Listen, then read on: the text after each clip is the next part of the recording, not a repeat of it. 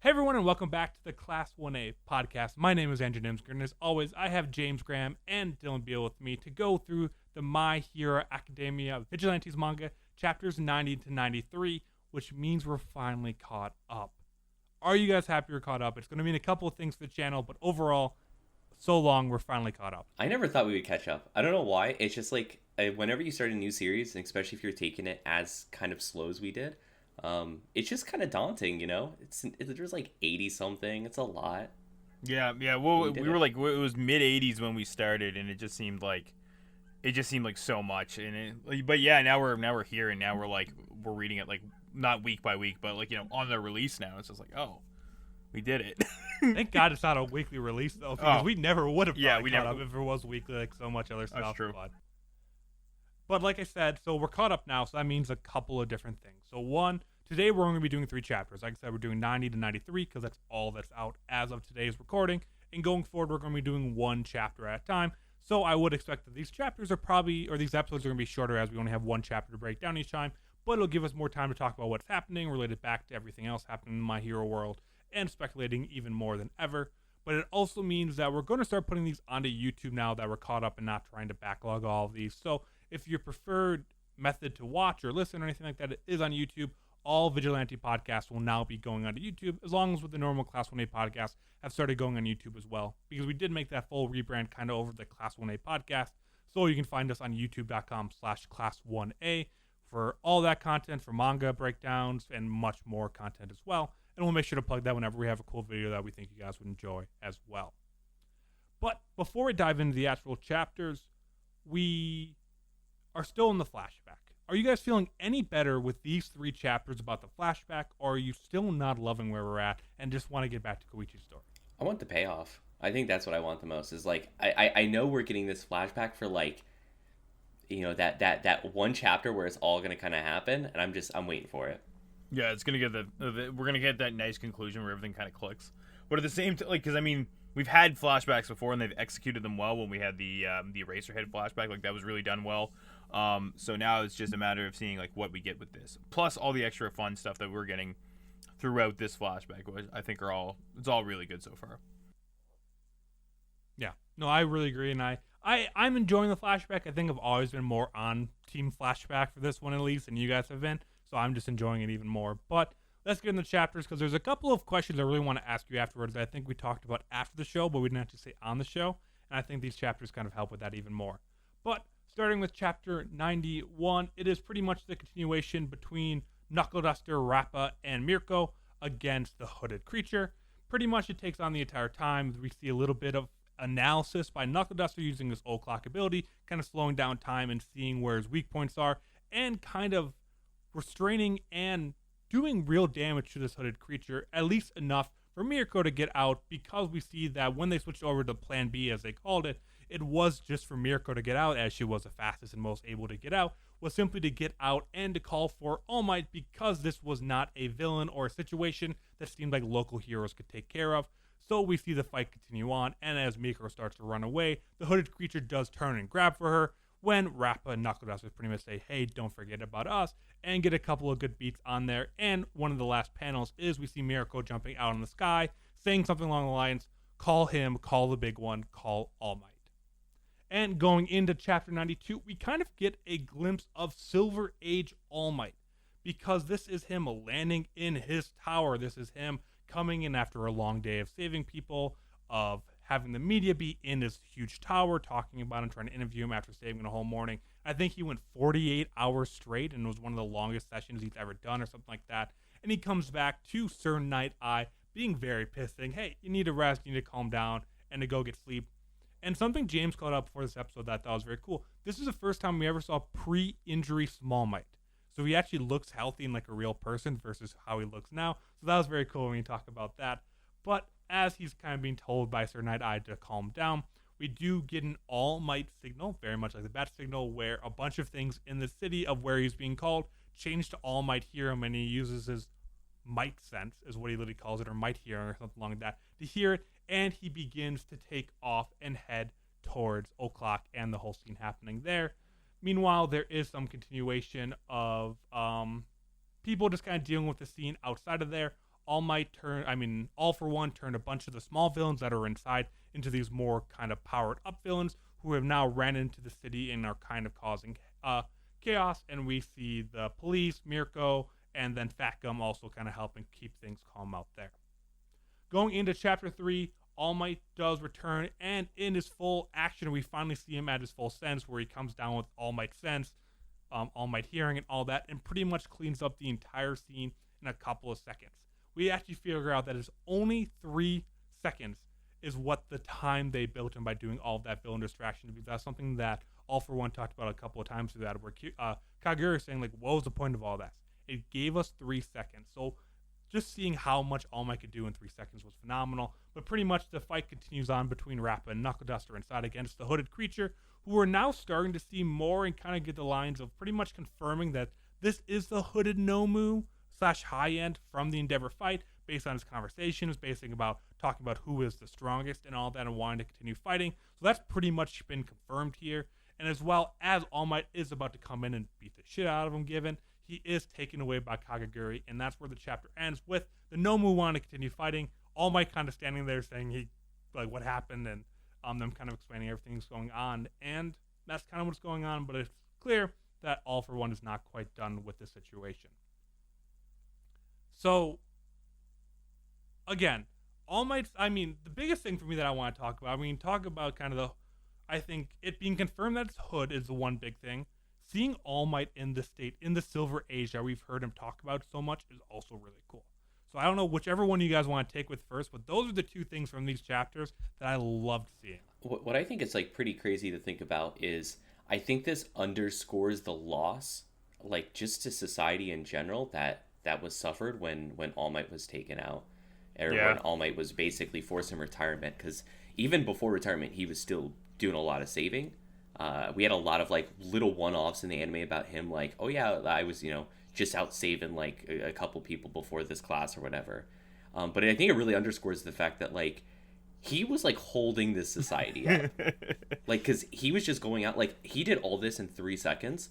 Imagine everything he did in that 48 hours. Oh, it's exactly right. You gotta make you wonder what state the country's in if he's going nonstop for 48 hours. You know what I mean?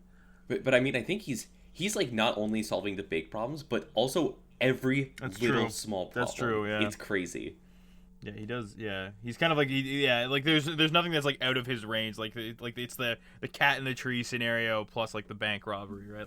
He does it all. Which I don't know. It was really nice to get this degree of this side of All Might before you kind of see the collapse of him, right? You see Might Tower, you see Sir Night Eye, you see all this stuff. It's just really nice. It's really refreshing to kind of, I guess, get that look at something that you only really could imagine, and now you actually have something tangible to tie it to.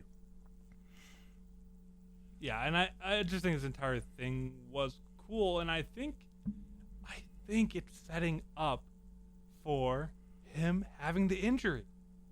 What else could be the point of bringing All Might in here? Yeah, we've talked about it. The timeline's there. Yeah.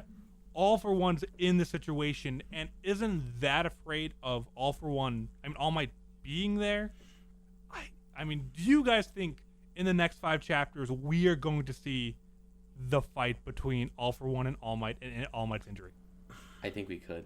It seems weird that they put it in Vigilantes. You know why? Because it wouldn't be in the main series. They wouldn't put it in the main series because it's so far gone now. Yeah. They would have had to do it earlier. They would have done it seasons ago. They would have shown it during the actual All For One versus All Might fight, when that final fight. They would have showed the first one, or some kind of cutback there of mentioning of him losing his powers or getting injured to that. So I have maybe a meta point to talk about this with, is I think that they're going to put it in there because I think at this point they want to animate it. Yeah, I think that's why they're going to do it. With how much they're putting other characters into it. And it just kind of this is more or less a prequel for My Hero Academia. It's turning more towards this end with the Nomus being set up, now high end being there, seeing how long these have been developed and learning. I'm sure we're going to learn more about the Nomu development process here. Obviously when Koichi is going to go against 2 o'clock, we're going to learn more about that, I'm sure. at some point. This is a pure prequel now to the My Hero Academia universe, especially with All Might showing up and All For One both being here. There has to be some kind of payoff for this flashback one, and we already know how Knuckle Duster loses his ability. So the only other payoff here is the All Might and All For One confrontation. Yeah. Otherwise, this entire flashback is worthless. I wouldn't say it's worthless, but I think it's... Well, we don't get anything. I don't think we get anything new out of it. We get screen time with Rappa, Mirko, and the Hood. Like, I don't think that's enough interest, and then seeing Knuckle Duster lose his abilities the second time is big enough. So here's a question. Do you think that All Might got the injury just from a one-on-one against him, or do you think he saves him? He probably tries to do something with Knuckle Duster. I think it's going to be Mirko. You think so? Really? I think it's going to be someone else. I think multiple of them are there, and I think he jumps in front because we don't see... I mean, Knuckle Duster is beaten up very badly. Like, I just don't see the situation in which Knuckle Duster loses his... Like, where does All Might go in that situation after... because he wasn't there when we saw Knuckle Duster losing his ability. Maybe that's just they cropped out the frame and did that very specifically. But we still see Knuckle Duster very, very beaten up. Knuckle Duster's also in his hero uniform though, right? Like in the last But he also has super speed, so we can change into it at any second, bro. Well, I mean, yeah, I guess so. I don't know. I'd be curious to see what it is. I think Knuckle Duster would be a part of it, obviously. But I just don't know how these chapters are going to go. But I just feel like it's setting up more and more for that happening right here. Yeah, I'm excited for that. I want that. It's gonna be good. It's a good fight. It's a fabled fight. It is fabled. Yeah, that is the way to describe it for sure. Because think about that being the last two arcs. So you have this flashback arc where we see that night, we see Knuckle Duster lose it. Then we go back to current time. Well, Knuckle Duster more than likely returns to help fight Koichi against 2 o'clock. Everything goes back, life goes on, but All Might's injured now, and that's kind of how the series ends, which sets up everything going into it. Or even, Koichi going back to being a normal day, because they need to kind of wrap up those character arcs of why they're not in the main series.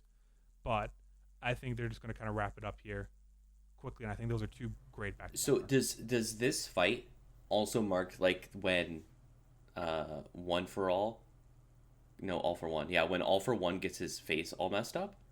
Probably, because he still looks in good shape here. Yeah, we and they made a point of showing him as well, which feels like they're going to have to show him post-injury as well. Like, I feel like they're showing faces, they're showing All Might in his full sense, like they're showing so many things in the normal state, and we know how they end up, that it would feel weird just to show like, oh yeah, everything's good, and they still leave that gap open of the what happened, and then they go back to current. Like, it just seems to be pointing right to it. And I guess the other thing is confirming it's Hood. So these Nomu have been around for so long, and that's another reason why I want to talk about Hood, but also why I feel like something has to happen to All For One here. Because if Hood was 6 years ago, why the hell didn't they do anything sooner? Because of All Might, probably?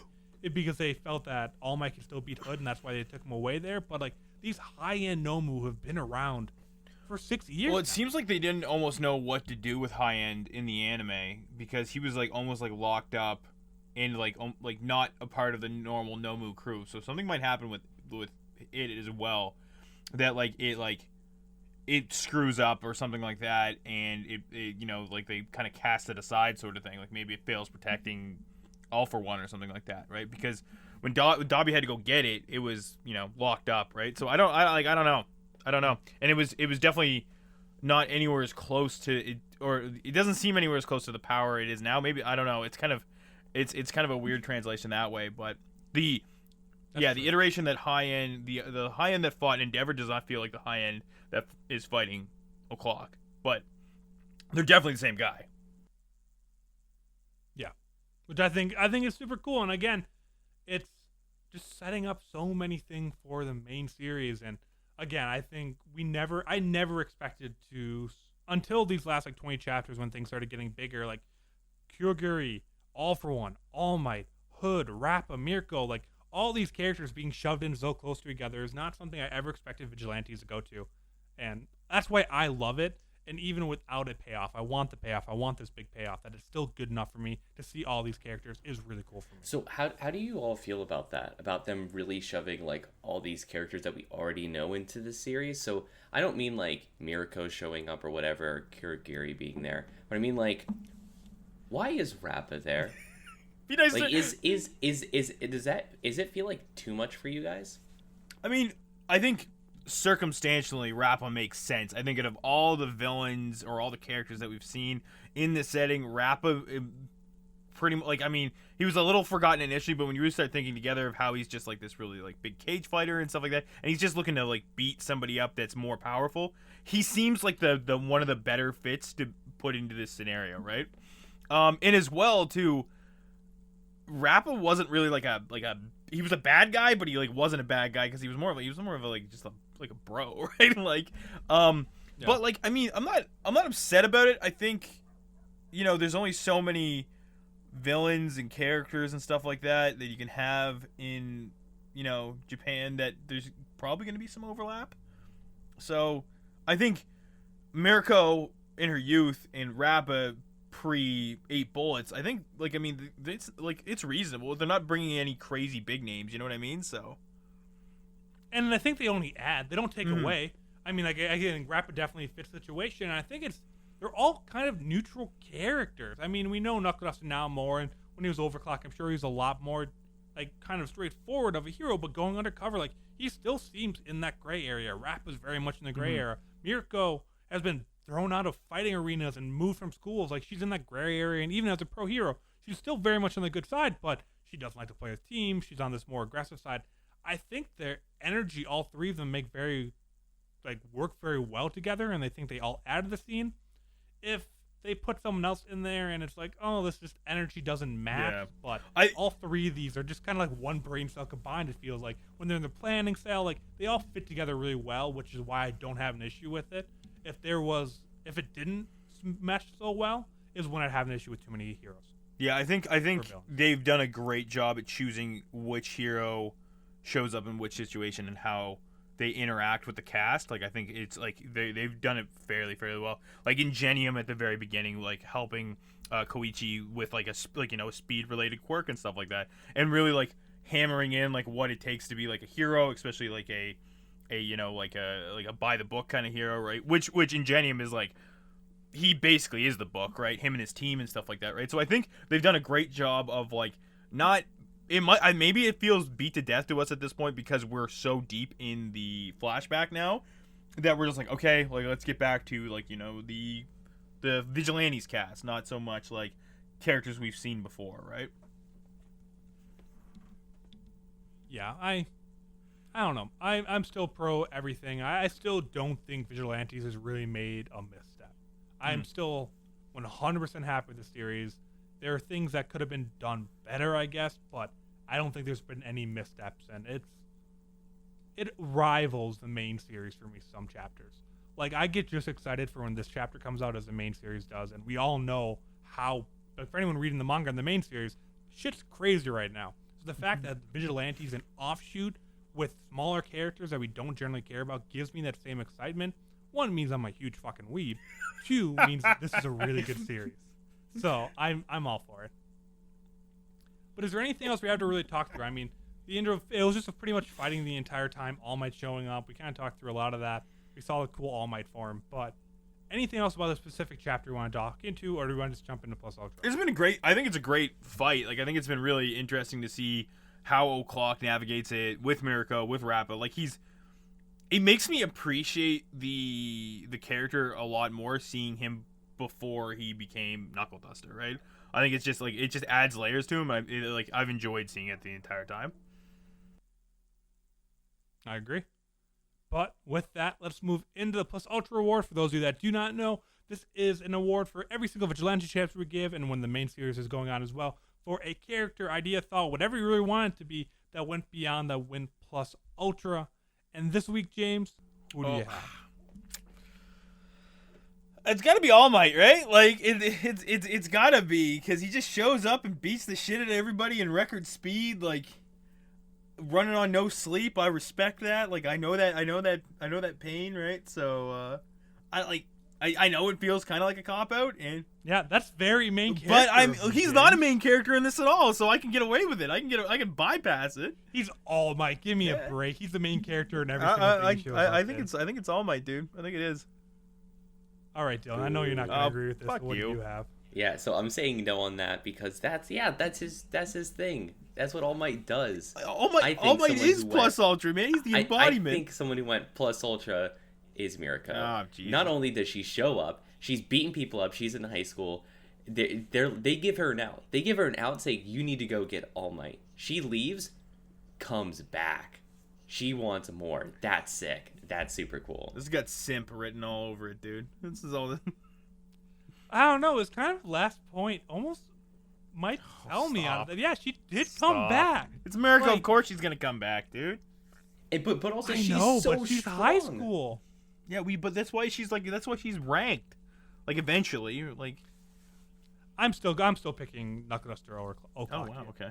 The fact that he is dealing. I mean, we know he's not probably the same high end Hood that we know against Endeavor, but the fact that he's still going against this creature and being able to negotiate it without really even getting hit, while also making sure Mirko gets away, while also making sure no one really gets hurt, and surviving long enough for All Might to get there, even though it was only a couple of seconds.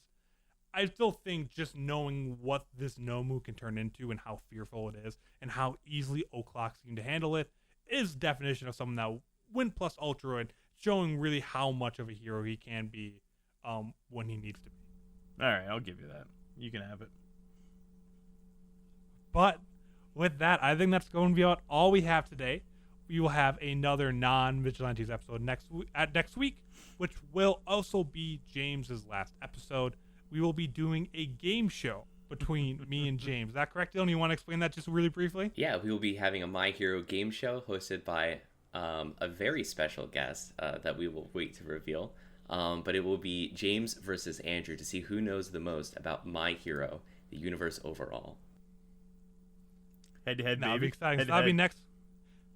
That will be the next week. That will be on YouTube. That'll be in podcast platforms. That'll be all of that. So I hope you guys look forward to that. Otherwise, we will be keeping on Vigilantes from here on out. If you are watching on YouTube or anything like that, make sure you subscribe, turn on the bell, comments, likes, all that kind of stuff that every other content creator says, because it really does help us grow and it does mean a world to us. Or if you're listening on podcasting platforms like always, please make sure to leave a 5-star review, tell your friends, and make sure to follow us on youtube.com/class1a or on twitter.com/class1apod. But that'll be all for this week's episode of the Class 1A podcast. We hope to see you all back here next Saturday.